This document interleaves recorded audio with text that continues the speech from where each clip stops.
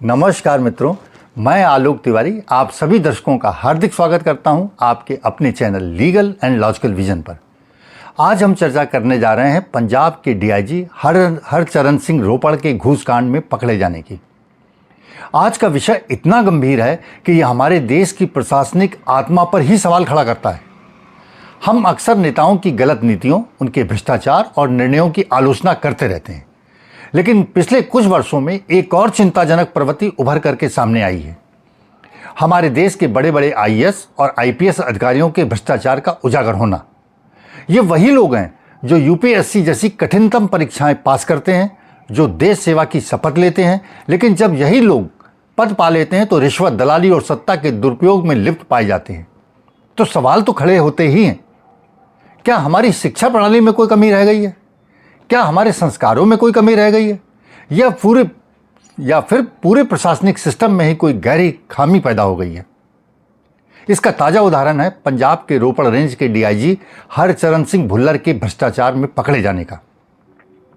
DIG Bhullar अपने एक विश्वास पात्र व्यक्ति किरसानू के माध्यम से घूस लिया करते थे, बल्कि यह कहना ज्यादा उचित होगा कि वे उसके माध्यम से वसूली किया करते थे। इन्होंने फतेहगढ़ के रहने वाले एक बड़े कबाड़ के व्यापारी आकाश भट्टा, जिसके खिलाफ षड्यंत्र एवं धोखाधड़ी के मामले की एक एफआईआर सरहिंद थाने पर दर्ज थी, उस एफआईआर को निपटाने के लिए, बराबर कराने के लिए डीआईजी भुल्लर ने अपने विश्वास पात्र किरसानू के माध्यम से 8 लाख रुपए की रिश्वत की मांग की थी। इतना ही नहीं, व्यापारी से यह भी कहा गया था कि तुम जाली बिल और बिल्टी का प्रयोग अपने व्यापार के लिए किया करते हो, इसलिए हर महीने घूस की एक निश्चित राशि तुमको देनी ही पड़ेगी, नहीं तो तुम्हें दूसरे केसों में, दूसरी एफआईआरों में फंसा दिया जाएगा। व्यापारी आकाश भट्टा ने इस प्रताड़ना से दुखी होकर अपनी शिकायत सीबीआई चंडीगढ़ शाखा से की, सीबीआई ब्रांच से की। सीबीआई ने पहले शिकायत की जांच की और जब डीआईजी भुल्लर के करीबी किरसानू ने 8 लाख रुपए की घूस व्यापारी आकाश से प्राप्त कर ली, तब सीबीआई ने भुल्लर के उस दलाल को पकड़ करके उससे कड़ी पूछताछ की, जिससे आकाश भट्टा द्वारा की गई शिकायत के तथ्यों की पुष्टि हो गई। इसके बाद सीबीआई ने डीआईजी भुल्लर के ऑफिस में किरसानू को बुलाकर आमना सामना कराया। उसने स्वीकार किया कि वो पैसा उसने डीआईजी भुल्लर के निर्देशों पर ही प्राप्त किया था। सीबीआई ने भुल्लर और उसके करीबी किरसानू के बीच हुई वार्तालाप को भी किरसानू के फोन से ही टेप किया था और सबूत मिलने के बाद कि भुल्लर के और किरसानू के अच्छे संबंध हैं और सीधे बातचीत होती है, भुल्लर को गिरफ्तार किया गया था और उनके घर पर छापा भी मारा गया था। डीआईजी भुल्लर लगातार ये कह रहे थे कि उन्हें फंसाया जा रहा है, पर सीबीआई टीम तब चौंक गई जब डीआईजी भुल्लर के घर से नगद 5 करोड़ रुपयों के नोट बरामद हो गए। और इतना ही नहीं, उनके घर से लगभग 1.5 किलो सोना, करोड़ों रुपए मूल्य के जमीनों और मकानों के कागजात, साथ ही साथ हाथ में बांधने वाली 22 लग्जरी घड़ियां, जिनकी कीमत अनुमान लगाते हैं कि 1.5 लाख रुपए से लेकर 10 लाख रुपए तक का है, और अनेक बड़ी महंगी महंगी गाड़ियां भी मिली। सोचिए, जिस अधिकारी का काम अपराधियों को पकड़ना था, वह खुद अपराध के दलदल में फंस गया और खुद अपराधी बन गया। मित्रों, आप एक और घटना को सुनकर के चौंक जाएंगे और आपको बहुत आश्चर्य भी होगा कि 2023 में 21 वर्ष की आयु में 108वीं रैंक पाकर सब रजिस्ट्रार बनने वाली मिताली शर्मा अपनी नौकरी के मात्र 8 महीने बाद ही 1 लाख रुपए की रिश्वत लेते रंगे हाथ एंटी करप्शन ब्यूरो द्वारा झारखंड में पकड़ी गई थी। क्या यह घटना इस मानसिकता की ओर इशारा नहीं करती कि बड़ा अफसर बनने के लिए की गई मेहनत जनसेवा के लिए नहीं, पद पाकर घूस लेने के लिए की गई थी? यह घटना मित्रों एक प्रश्न और भी बड़ा खड़ा करती है कि देश में अधिकारियों की पोस्टिंग ही घूस लेकर तो नहीं की जा रही है, और इस पोस्टिंग पाने के लिए दी गई घूस को वसूलने के लिए वह अधिकारी जनता से घूस की वसूली करते हैं, जनता को प्रताड़ित करते हैं। ये प्रश्न तो खड़ा होता ही है। मित्रों, झारखंड की एक और आईएएस अधिकारी नैन्सी सहाय का नाम पिछले साल भ्रष्टाचार और फंड दुरुपयोग के गंभीर आरोपों में आया। सीबीआई और ईडी की जांच में उनके खिलाफ कई बड़ी अनियमितताएं भी सामने आई थी और कार्रवाई की गई थी। ये वही अधिकारी हैं जिन्हें नीतियों को लागू करने और जनता की भलाई के लिए काम करना था।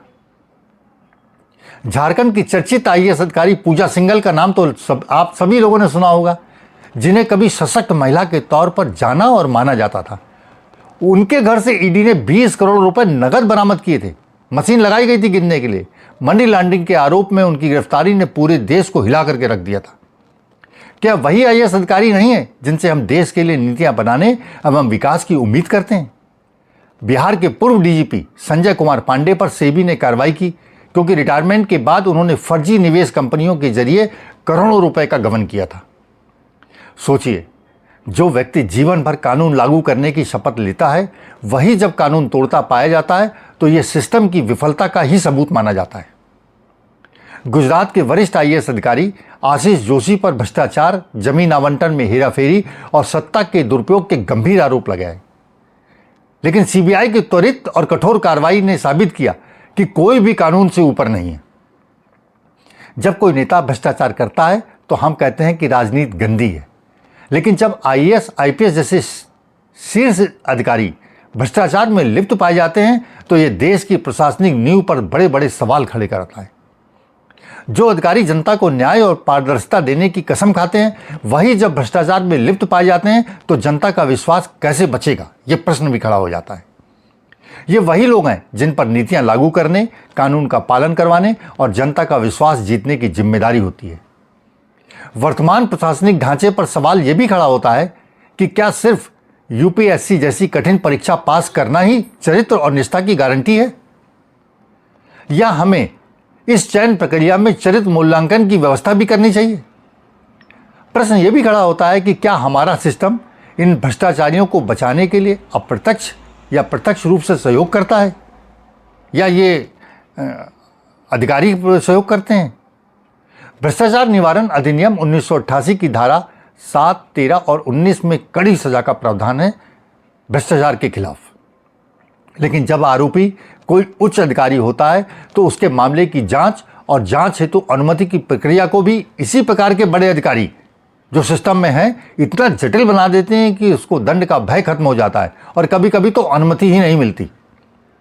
वर्तमान में सीबीआई के जांच अधिकारी ढेरों केसों से लदे हुए हैं, लेकिन अब समय आ गया है कि सीबीआई में बड़ी संख्या में कर्मचारियों और अधिकारियों की भर्ती और प्रतिनियुक्ति की जानी चाहिए और सीबीआई के जांच अधिकारियों को ज़्यादा से ज़्यादा सहयोगी और आवश्यक सुविधाएं भी उपलब्ध कराई जानी चाहिए और सरकार को यह सुनिश्चित भी करना चाहिए, अन्यथा देश की सबसे विश्वसनीय संस्था सीबीआई भी कमजोर पड़ जाएगी।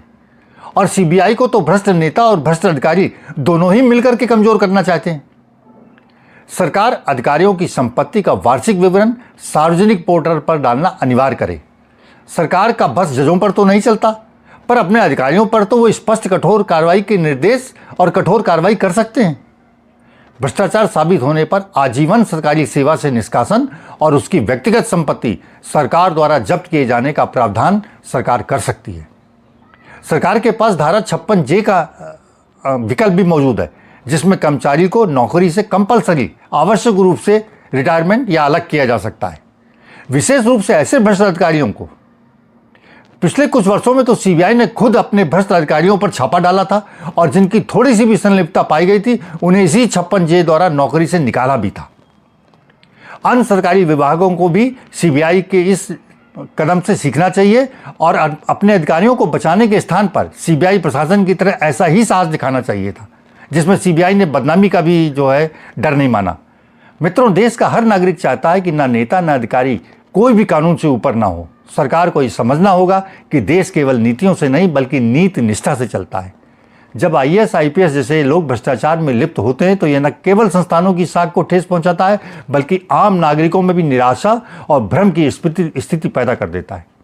जब तक हमारे प्रशासन में नैतिकता का पुनर्जागरण नहीं होगा तब तक विकास सिर्फ आंकड़ों में दिखेगा, समाज में धरातल में नहीं दिखेगा। मित्रों, आपकी इस विषय में क्या राय है? क्या आप मानते हैं कि देश की नीतियां बनाने वाले अधिकारियों आईएएस और आईपीएस के लिए भी सीबीआई का एक विशेष दल गठन करने की आवश्यकता है जो उनके ऊपर निरंतर निगरानी रखे?